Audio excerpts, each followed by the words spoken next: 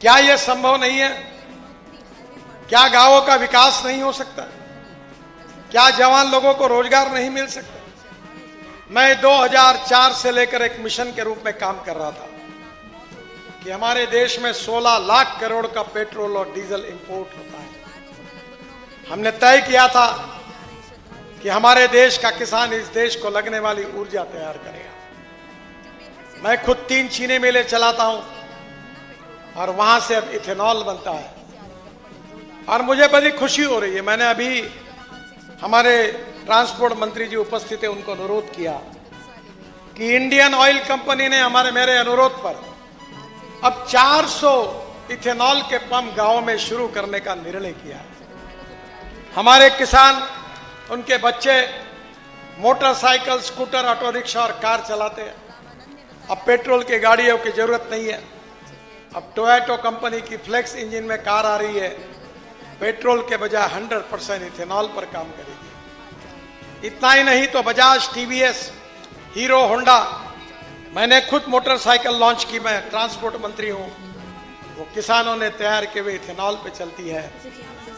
मेरे पास इलेक्ट्रिक की कार है और पानी से जो हाइड्रोजन निकलता है उसके ऊपर चलने वाली भी कार मेरे घर पर है, उसमें भी मैं घूमता हूं। बीच में योगी जी को भी मैंने घर उनके उत्तर प्रदेश भवन तक छोड़ा था। यह संभव है। इस देश का किसान केवल अन्नदाता नहीं है, वो ऊर्जादाता बन गया है। आपके रायबरेली जिले को, रायबरेली शहर और जिले को जितनी बिजली तैयार लगती है उतनी तो हम तैयार करते हैं। यह किसान बिजली तैयार कर सकता है। यह किसान पेट्रोल डीजल का अल्टरनेटिव दे सकता है। Ethanol, methanol, biodiesel, bio LNG, bio CNG, electric और हाइड्रोजन। आपके यहां जो परली तैयार होती है, राइस स्ट्रॉ, उससे मैं बायो सीएनजी और बायो एलएनजी बनाता हूं। देश का पहला ट्रैक्टर मेरा खुद का मैंने बायो सीएनजी पर कन्वर्ट किया है। मैं ट्रांसपोर्ट का मंत्री हूं, हवा की बात नहीं कर रहा हूं। मैं आपसे अनुरोध करूंगा कि हमारा किसान अन्नदाता बना है, ऊर्जादाता बना है। अब हम पंजाब और हरियाणा में परली से बिटुमिन, डांबर तैयार कर रहे हैं।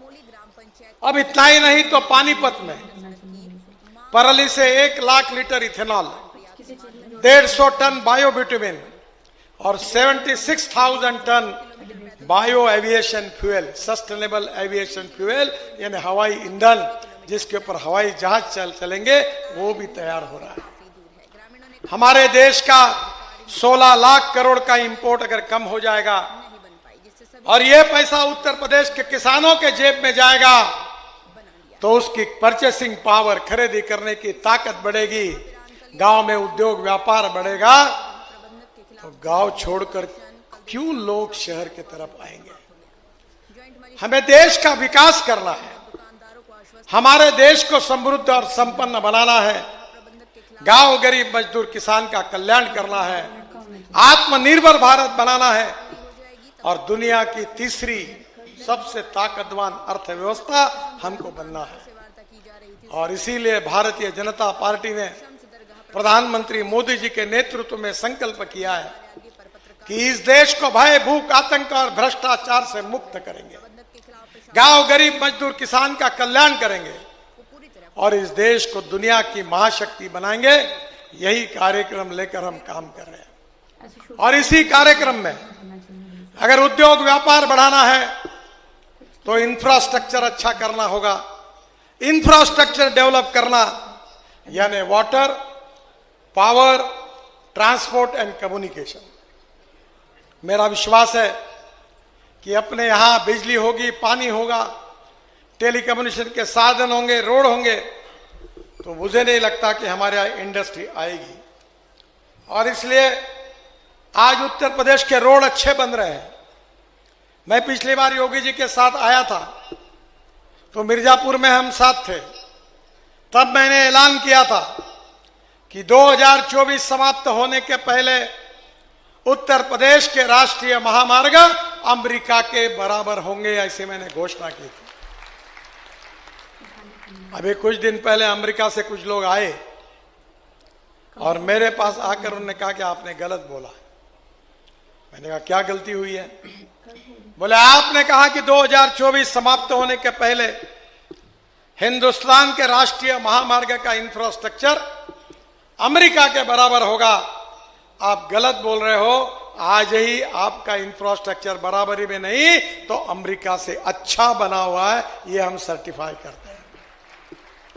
आज मैं हेलीकॉप्टर से देख रहा था, मुझे ज्यादा जानकारी यहां की नहीं है, पर उत्तर प्रदेश में हम 5 लाख करोड़ के काम कर रहे हैं। किसी चीज में जोड़ना होगा शायद। पैसे की कोई कमी नहीं है। मेरे लिए भी पहले एक्सपीरियंस है, अभी देखता हूं। आप चिंता मत करिए। ये पत्रकार भाइयों को मैं कहता हूं, मैं 10 साल से मंत्री हूं, मेरे जीवन में झूठ नहीं बोलता हूं। मेरी एक एक बात रिकॉर्ड कर लेना, और डंके की चोट पर आपको बता रहा हूं, मेरी एक भी बात पूरी नहीं हुई तो ब्रेकिंग न्यूज लगा देना।